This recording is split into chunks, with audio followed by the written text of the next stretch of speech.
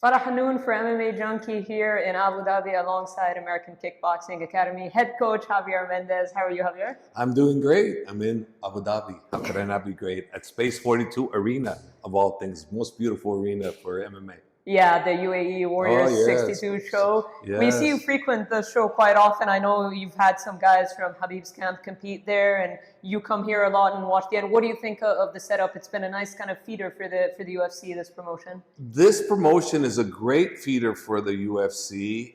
It's really, really top quality. I had one of my fighters here fighting this last show, Romero Cotton, and he wanted to fight here. I said, hey, no problem, but you're not getting an easy fight. Yeah. You're going to get a real tough fight, so you better be ready. You got jet lag, you got all this to worry about, but you have a very, very, very tough opponent in front of you. Whoever it is that they're going to give you is going to be tough, and sure enough, it was a very, very tough fight.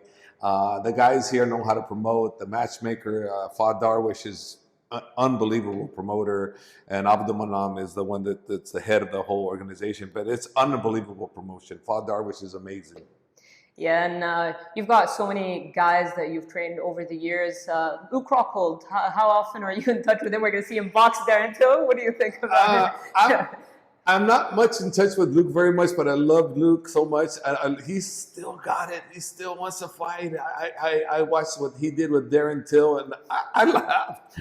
Both of them were egging it on. They weren't serious. They knew how to perform. Both of those guys, and you know what? I'm actually looking forward to watching the fight. They made it interesting. They made it really interesting. And you know, both of you guys, I give you guys thumbs up, Till and Luke. You guys really did a good job there. What do you think of him boxing? Because obviously Luke, throughout his MMA tenure, is known for his great grappling, his great kicks, but this is something he said he's been working on a lot recently and something he's wanted to do, which is the boxing. What do you think of him jumping into boxing? I think with Luke, he's just a total mixed martial artist. So, you know, when he was fighting for me, a lot of people used to think he was a striker. He was never a striker. He was a jiu-jitsu guy. So I remember when Sherdog came over, he goes, yeah, this guy right here does the kickboxing. I go, no, it's jiu-jitsu. What do you mean jiu-jitsu? I go, no, Luke's a jiu-jitsu guy. But that's because he takes his art and the love for learning different arts very seriously, and he dedicates himself. I used to put him on the bag and make him do about 1,000 kicks a day sometimes, and he would do it. He would do it. So if he challenges boxing, even though I know he's 40, but he still has it in him. He's still young enough to compete, and he's still hungry enough to compete. So I'm expecting a great, fun, exciting fight. Yeah, and I know he said he was tired of his shins getting kind of split open every single time. Yeah. Oh, that was such a big deal with his shins. I would plead with him at times, please, Luke, don't fight this fight. Don't fight this fight, you know, for one reason or another, because you got your best kick is your left shin kick, is an unbelievable kick. And I said, now you're going into this fight without that. Please don't. And nope, the warrior in him said, nope, Pop, I'm fighting. There he is, he fights. Yeah, and you have such a great stable of champions at your gym. Not too many coaches can say that. Let's talk about Islam Makhachev, who just vacated his lightweight title. I know a lot of people wanted to see him kind of hold the two belts on the shoulder. He said he plans on doing that as well. Should he get the should he win the welterweight title? But what's your thought in general with the UFC kind of going away from the champ thing? DC got to hold both belts on his shoulders, but now it seems like, you know, Ilia vacated, Islam vacated. It seems like they don't want that too much anymore. I think they don't want that anymore because it holds up to the division. Yeah. It stalls them out. And I think a great example of that was the John Jones, Tom Aspinall situation, where can you imagine if John Jones held two titles and then two divisions are held up for one reason or another. And a lot of things are made in between negotiations. You never know what's real and what's not real. One thing I do know in my heart, in all the years I've been training fighters are not afraid of anybody. Yeah. So when people say, oh, he doesn't want to fight, okay, why are you here then? I mean, that's the one thing we all know. Fighters are fighters. They'll fight. The circumstances may prevent them from wanting to take a fight because maybe it's not the right amount of money, maybe it's not this, but it's not the opponent. It's always the timing. It's always money-wise or something that's involved. But it's never, I'm afraid of that fighter. Never. I would refuse to believe that any real fighter will always avoid somebody. I don't think so. I never believed that. Even Ilia himself said, you know, Islam basically did what I did. He vacated, wants to chase a second belt. Like, Ilia acknowledged that. Like, Ilia can trash talk, but he even acknowledged that, you know, Islam's not ducking me. He's not afraid. That's correct. But see, this is the thing. Islam, after he hit his first title defense, he said, Coach, what do you think? I defend the title here, get the most title defenses, and after that, if the opportunity comes up for a welterweight title, I would like to do a legacy fight. What do you think? I said, man, that's a great idea. So this whole idea about Islam going up to welterweight was already in his mind before even Topuria was even in the picture. So this is not something that Islam was trying to, avoid this. No, he wanted the legacy fight. What would you want? I mean, like what Topuria did was fantastic too. He wanted the legacy fight. I applaud both of them. I think they're both unbelievable fighters, and and I think at some point maybe the UFC will match them together. But let's be honest. We have to get by JDM too, and that's not going to be. Khabib and I have our work cut out for us, and other coaches. This is not an easy task. This is a very dangerous individual, and we better come at it correctly. Otherwise, we're going to come out looking. What next? There is no next. You got to climb back the ladder again. Yeah, and we'll talk about JDM in a second. But how much was the welterweight move to do with the weight cut as well? Because we see how much that can harm a fighter's ability to be active, harm ability to perform at the best of their ability. So how much was that weight cut related for Islam? Or do you feel like, legacy aside, he could have just rode out his career at 55? The weight cut was something that he's an expert at it. I've been with him all these camps. I'm not in the weight camp all the time. I'm a little in and out because that's not my thing. But he's never really 100% like, oh my God, I can't make the weight. And no, he's never done that. So he's always been a professional. He's always made the weight. But as far as going up in weight to welterweight, it's like, hey, it's like the legacy fight for that. So he could have stayed at 155 and continued doing that if he wanted. But the opportunity came up. How can you pass that up? Yeah, he couldn't pass that up. If Bilal Muhammad was still there, no, there's no question he's not doing it. Yeah, so you think 170 is permanent now for moving forward? I can't say that because I haven't spoke to Islam about that, whether he's going to want to stay at 170. I really don't know. There's a lot of opportunities at 170, and let's face it, at lightweight, there's only a couple. Yeah. But at welterweight, there's a lot more. Yeah. So Islam is the driver. I'm just the mechanic, and maybe I'm the guy that fixes the tires of this one, but Islam's the driver. Islam decides where he wants to go, not the manager, not Khabib. Islam. Islam is the boss. Yeah. And let's talk about JDM. Were you surprised with his performance against Bilal? With JDM's performance, no. I was not surprised with his performance. I was actually extremely impressed with his performance. The performance I was surprised with was more Bilal. Mm-hmm. I was more surprised with Bilal. I was wondering, why didn't he stick to what should have been the game plan, which is wrestling with him. But I didn't speak to Bilal, but after seeing interviews and stuff, and he said, I didn't listen to my corner. I went away from what they wanted me to do. So it makes obvious sense. He didn't go to his wrestling, but Bilal also proved that he's a great fighter. Look what he did. He stood with the guy and he took him. I mean, those rounds were close. They were close. It wasn't like he was getting starched on the stand-up. No. He got beat on the stand-up. Yes, there's no mistake about that. But it wasn't like 100%, oh, you were just outclassed. Right. No, he was not outclassed. Yeah. He was not outclassed.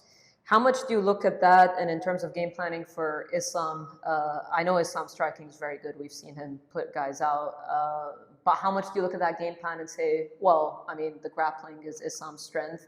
Perhaps when we look at JDM, although JDM does have a good ability to keep popping back up. He may get taken down quite a bit in his past fights, but he does pop back up. But how much do you look at what Bilal did and try to divert away from that? What I looked at Bilal is, he stuck just to primarily one thing, was more the stand-up. And with Islam, I've always told everybody, we can switch him second for second, minute for minute, round for round. So whatever Khabib and I and the other coaches need to do, we will do. And Islam will follow our instructions. He always has. I mean, if there's one thing I can always say about Islam is that no matter what I say, Khabib says we're on the same track, we're not on the same track, he listens to us. So it's going to be our job to make sure if things aren't working, we find out what is going to work, and Islam will follow. What do you think makes JDM so dangerous? What's his best attribute? I think what makes JDM so dangerous, number one, he's unbeaten for quite a while. Yeah. He's had quite a long win streak, and the fact that this guy mixes it up extremely well. He goes to the body, to the head. He doesn't just stick head hunting. He mixes it all up. He goes body, punch, boom, and then all of a sudden a kick comes. And with him, his takedown defense is really, really good also. So we are not in a situation where we can think, we're going to go to the ground and we're going to, no, we got to see what he's going to give us. And we have to probably we're going to have to make him give us something, because I don't know if he's going to. He's really that good. Yeah, I believe Khabib recently said that's Islam's toughest test. Do you agree?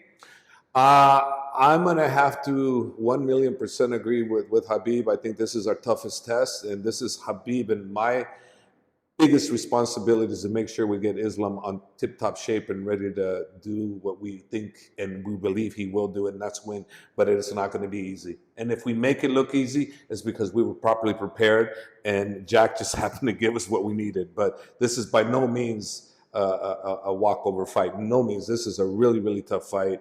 And we have immense respect for Jack and their team and what they can do. And so we're prepared, mentally now. Physically, we'll got 2 months before we start camp. We'll go then. But right now, we're mentally prepared for what Jack brings. And he brings a lot. Yeah, and I know nothing's been announced, but it seems like this year, end of this year, is that? Yeah, it seems like it's this year. It hasn't been announced yet, obviously. So anything I say, you guys, means nothing as far as when it is, because until the UFC announces it, it means nothing. So, yeah. But it's announced for this year. So, and hopefully it's in a big event, which is what is deserving of this, welterweight title clash of two titans, I would say. Two titans. Yeah.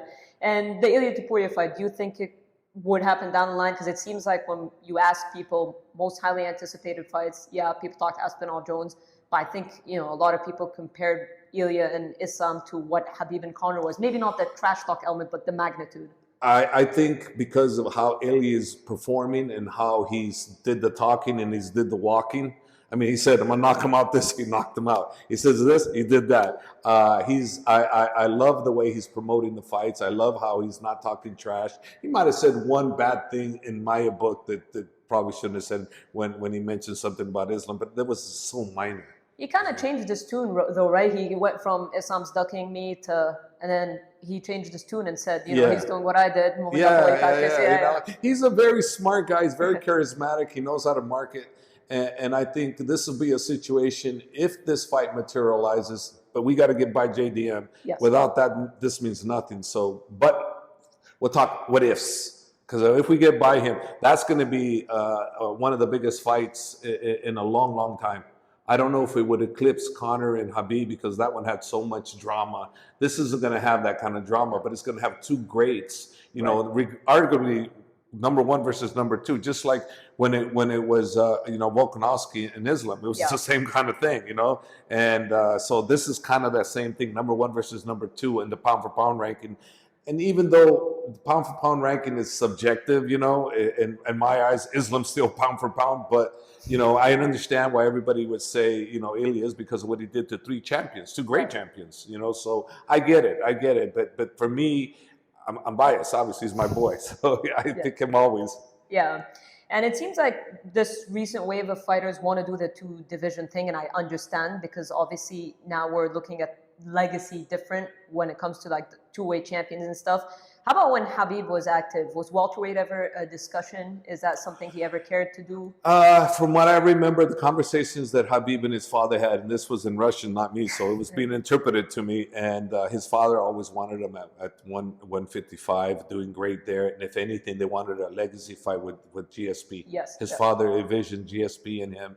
And for me personally, as his coach since 2012, my personal feeling is that this guy could have won easily the lightweight, which he did, the welterweight, and the middleweight. I believe he's that good. He would have 100% cleaned the clock on all those three divisions. In my heart, what I've seen in my eyes, I've seen him forever, and I watched what he did and I watched how he kept improving. What people don't understand is that he only really did his vast majority of his striking with me. So he wasn't with me but for 3.5 months out of the year. So, and he do striking at home, but not with a real coach. And I said, how come you don't train? He goes, no, I just train with you, coach. So it was only me and maybe a few my other coaches, Pops Carvalho, my other guy, and that's pretty much it. So we were the only ones training him. That's why people don't realize, but Khabib, watch his evolvement in the striking from one to another to another. You'll see them problems jumping up levels. Like at the very end there, he literally was beating up all the guys on stand-up. Just stand up. And I just put him in with pro boxers and he beat them on stand-up too.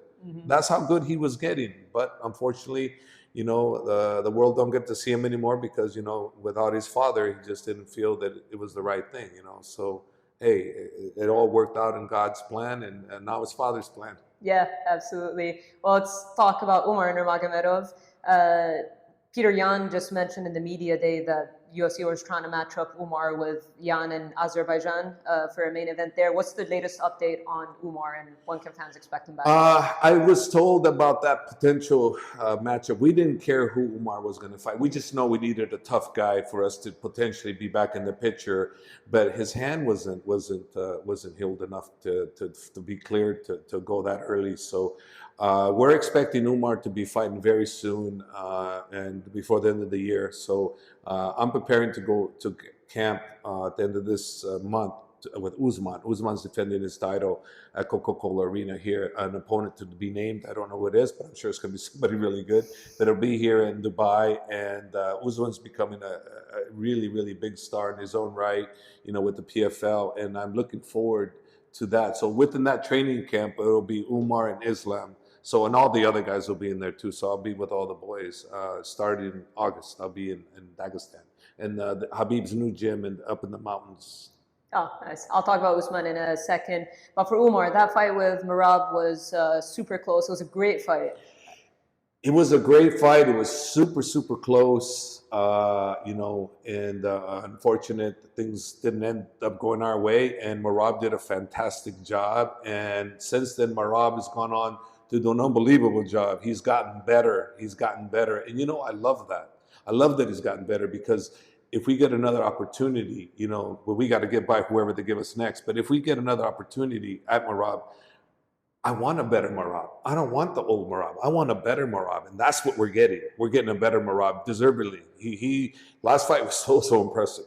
So impressive. So I'm looking forward to that challenge if we can get by our next opponent in the UFC, graces us with that opportunity. And then also too, we have to realize that, Corey Sandhagen is probably who's going to fight Merab next. We can't think already that Sandhagen's going to lose. No. In this game, one little thing mess up and not the champion anymore. Yeah. How do you rate Sandhagen's chances? 30%. Okay. 30%. Because his stand-up's really, really sharp. It's just the pressure of Merab and looking to take him down. Also, Sandhagen's ground is really good. So you can't just take him down and think, no. You have to be careful. This guy can get you on the ground too. So I give him 30%. The reason why I say that because Merab's cardio is so unbelievable that his pace is going to get stronger as rounds go on. But is Sandhagen going to get stronger? So if he doesn't ragdoll you by the 4th and 5th round, you must be incredible cardio too, because that guy, he's an Energizer bunny. I've said all the time, he's an Energizer bunny. That guy don't stop. I know Umar broke his hand in that fight, but looking at it tactically, what do you feel like perhaps is a mistake that he may have done in that fight? Well, big mistake was not telling Khabib and I that he broke his hand, because we would have changed the game plan completely. Mm-hmm. And, I kind of think, I keep going back thinking, I go, God damn it, why didn't I ask him, why did you go in for the takedown? Mm-hmm. Because there was Merab was super strong. Yeah. Why would you try to go in a takedown when that was not a good idea? He wasn't in a weak position, but he went and shoot him for a takedown. And it hit me as why. And I'm thinking, I still to this day haven't spoke to Umar. Was that when you broke your hand? I'm not sure. Mm-hmm. I'm just in my mind thinking that. But the hand broke, but it is what it is. Fighters break hands, fighters break toes, and they fight and they win. We didn't win this one. And so rather than saying, we broke our hand, now we have good hand. Hey, you're meeting a great, great champion, and I want the opportunity to meet that great, great champion again, but I want him to be better than it was when we fought him the first time. So, that'd be a bigger challenge for us if we can overcome that hurdle. And I still believe in Umar, and I believe that the eagle will fly, and I think it'll be Father's plan again. Yeah, and Ali Abdelaziz tweeted, "Fight news soon." I'm not going to ask you, but do you think no matter who he fights, it just needs one more win, considering his performance against Merab, that doesn't matter who's matched up with Umar, a win, he could get back to the title picture? I think it does matter who he fights. He has to fight somebody good. He has to fight somebody that's in a good winning streak. He has to fight somebody that fans are going to say, okay, we'll watch. I don't personally think people are going to want to watch it like that, I think they want to feel that Umar's deserved this The opportunity. reason I asked this is because like Peorion's fighting Marcus McGee, Yeah. which is a matchup a lot of people were confused by. Yeah. So I guess it depends who Umar's matched up with, right? So if Jan wins, which people think he's supposed to win, Yes. that's kind of where it gets tricky, right? When you're fighting someone low in the rankings, like, well, you're supposed to win, right? Yeah. With Umar, whoever he's matched up with, do you think, you know? Yeah, whoever he fights, it needs to be somebody that's doing great, you know, because it can't be somebody that's coming off a loss. Preferably, maybe somebody that's coming off a 2 or 3 win streak or something like that. Fighting top level guys, you know, that's what I'm thinking. And there is also that Brazilian that's calling him out all the time, saying you're running for me. Vinicius. Yes. And I'm like, he's here. He's doing a great job. He's doing a great job of marketing. I like that. Yeah. And I applaud fighters like that because you know what? That's right. Do that. Get some attention. And I love what he's doing. I love what he's doing because you're creating interest. You're going, yeah, it's not like, oh, I'm going to beat you. Oh, okay. No, it's like, let's wake up. I'm going to get, what? You're going to get me? No, I'm going to get you. So now you got this, they're like with Luke Rockhold when Darren Till did. Right. It made it interesting, right? Yeah. So if he doesn't get a pulse, guess what happens? Nothing.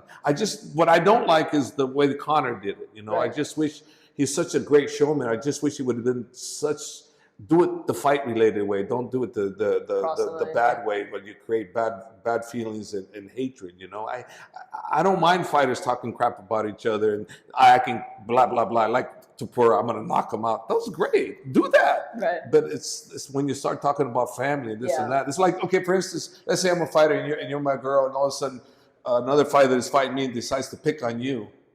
What did you do to deserve that? What did you do to have somebody put you on publicity and to pick on you? What did you do for that? Just because that's your man? You know, I don't agree with that kind of stuff. You know, that's why when Dan and Dylan Dennis got it because he was doing that to Jake Paul's brother, his girlfriend, his brother's girlfriend. You know, and she had to went at him. It's like, yeah, good. That's what you should get. You know, fighters should not be talking about people that are not fighting them. Yeah. You know, like, what am I going to talk about you? It's like, let's meet and whoever I'm fighting talk. Yeah. If you want to talk about the coach, okay, maybe that's okay. Right. But the family, religion, country, man, stay out of that. I will always disagree with that. And I know Dana says people should be able to, he doesn't put a muzzle on them. And I get why he does it. It creates controversy. But I know deep down in his heart, he wishes fighters wouldn't do that either. Yeah. Because it causes hate. Who wants to be hate? The sport is not meant for hate. It's meant for entertainment. Right. Fair enough. Let's wrap up with Usman. Paul Hughes is continuously calling him out. You talked about like the fight building, so it's maybe not the worst thing in the world. He's really eager for his rematch. What did you think of that fight? And do you think, you know, Paul Hughes rebounded with a win? A very, very quick win. So I'm very impressed with him as a person. Even when they invited him to come train with us in Dagestan, he declined because he said, I'm going to fight him again and it wouldn't be right. You know, so I have a lot of respect for Paul Hughes and what he's doing and everything he has done, you know, calling out Usman. I like what he's doing, and let's see what the PFL decides to do, and then we'll go from there. I just know with Usman, he's never been about nothing but, okay, Khabib, you know, coach, but it's mostly Khabib. Khabib, you and coach, you say whatever, I don't care. He's been that way, and he's still that way. The one good thing that no matter who we fight next, Usman has me this whole camp, because I was with Islam and Umar. Usman wasn't with us. Right.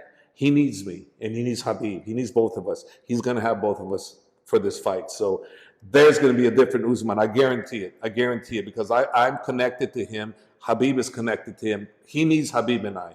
Islam is wind them up, go. You know, Umar needs me and Khabib too, but Usman needs us the most.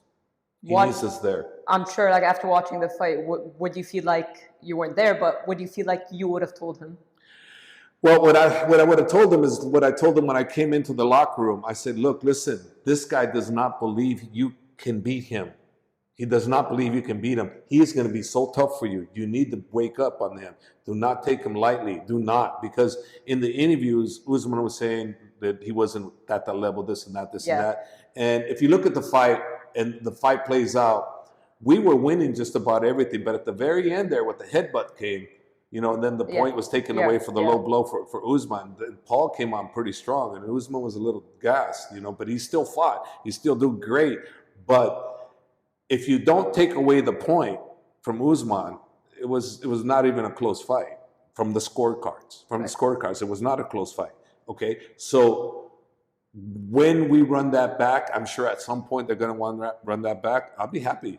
To me, I've always told my guys, when you're the champion, you fight the best. Yeah. You fight the best. That's just the way it is. So, the mentality I've always had and I will always maintain is that you're the champion. You shouldn't be bitching about who you're going to fight. You're the guy. So in Islam, it was the same thing. So it wasn't Islam avoiding nobody. It's just like, hey, I want that legacy fight. You can't blame him for that. Yeah. I think it'll be good for Usman as well, career-wise. This is the biggest fight the PFL could make as well, in my opinion. I think so too. I think so too. So at some point, when they do that fight, they're going to have that fight. And then also, too, hey, AJ McKee looked pretty good, too. Yeah. There's also a little rivalry there because, not rivalry, but there's a little thing because you got my teammate. Yeah. AJ McKee got his teammate. I met him at the Dubai Mall because my new home, Dubai Mall. So I 1011 is where I'm at. So I seen this guy walking and he's wearing glasses with two other guys and he stopped and goes, "Coach," and I'm looking and I've never met him because he wasn't ever part of the training camp with us, but he's Team Khabib. Yeah. And so I met him and go, "Oh, you're the guy that just fought." So yeah, AJ McKee, there's a little potential. I'm starting something, so why not? We'll see who Usman fights in Dubai. You said Dubai. They just announced that, I think, today, right? On the press release or something. I don't know. I think they did. Yeah. I read this morning. Yeah. That the event will take place that there is an event in Dubai. There's an event here in Dubai. I know that for a fact because I'm going back to train with the team in August. So I'll be there all August. Then we're going to train here at Nos with the Prince is a place where we always train. Yeah. With Ahmed Jabber is always taking great care of us. The Prince is the best ever. So we're in a beautiful. This is home for us. Since 2019 has been our home, and it still is, and it will always be. Yeah, and it's helped grow the martial arts scene massively. Yes. Yeah. I'm also looking to eventually do my own gym here with the Sports Council. So I'm speaking with them, and we're negotiating on potentially bringing an AKA here too also. So that I'll be training fighters. It's not just an AKA gym, it's me actually training fighters here too. Awesome. So, and it's I want to build Emirati fighters. Yeah. So the only way I can do that is if I get government support. And with the government support, I believe I can bring out great talent. But if I don't get the government support, then I will still bring fighters because international fighters are going to come that are here. They're going to come and train with us because they're going to be with a great team. Right. So they'll come, but it'd be more beneficial for me if I can build Emirati fighters along with the international fighters that will be built. Yeah, well, that's great news for the region. Javier, I've taken up so much of your time, but I really appreciate it. Thank you so much. I talk too much. I'm a motor mouth. No, there's always so much to talk to you about. I appreciate it. Thank you so much for your time. You're welcome. Thank you. Okay. Thanks.